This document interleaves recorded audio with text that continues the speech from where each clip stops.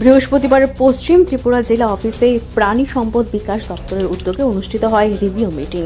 গত অর্থ বছরে যে বাজেট রাখা হয়েছিল তার উপর কতটুকু কাজ হয়েছে তা নিয়ে পশ্চিম জেলায় এই মিটিং চলছে।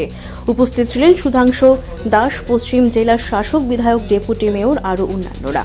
শুনবো এই রিভিউ মিটিং নিয়ে মন্ত্রী সুধাংশু দাস। আজকে পশ্চিম ত্রিপুরা জেলার আমার অধীন থাকা 3 দপ্তর ফিশারি, এআরডিডি এবং এসসি ওয়েলফেয়ার ডিপার্টমেন্টের ডিস্ট্রিক্ট লেভেল রিভিউ মিটিং হবে। এটা আমাদের রুটিন ওয়ার্ক। আমরা প্রথমে স্টেট লেভেল রিভিউ মিটিং করেছি এবং পুরো রাজ্যব্যাপী আমাদের ডিস্ট্রিক্ট লেভেল রিভিউ মিটিং চলছে। আজকে আমরা পশ্চিম ত্রিপুরা জেলায় এই বৈঠকে উপস্থিত হয়েছি।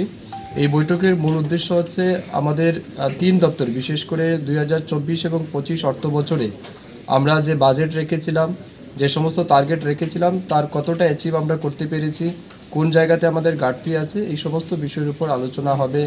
এসসি ওয়েলফেয়ার ডিপার্টমেন্টের বিশেষ করে স্কলারশিপ ম্যাটার, এসসি কমিউনিটিদের জন্য বিভিন্ন স্কিম বা প্রজেক্ট আমরা যেটাই সিদ্ধান্ত নিয়েছিলাম সেটা কতটা মানুষের কাছে পৌঁছেছে, এই বিষয়ের উপর বিস্তারিত আলোচনা হবে।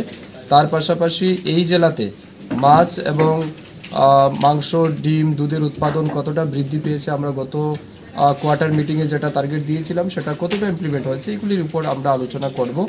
তো আজকে দিনভর আলোচনা হবে। আজকে আমাদের এই বৈঠকে আমাদের মধ্যে উপস্থিত আছেন এই জেলার যারা এমএলএস, সভাধিপতি, সহকারী সভাধিপতি, আমাদের পঞ্চায়েত সমিতির চেয়ারম্যানগণ, তাদের কাছ থেকেও আমরা তাদের বক্তব্য শুনবো, তাদের পরামর্শ নেব এবং আগামী দিন যাতে 3 দপ্তরকে কাজে লাগিয়ে এই জেলার মানুষকে সর্বোচ্চ সুবিধা প্রদান করা যায় তার লক্ষ্যে আজকের মিটিংয়ে সিদ্ধান্ত গ্রহণ করা হবে।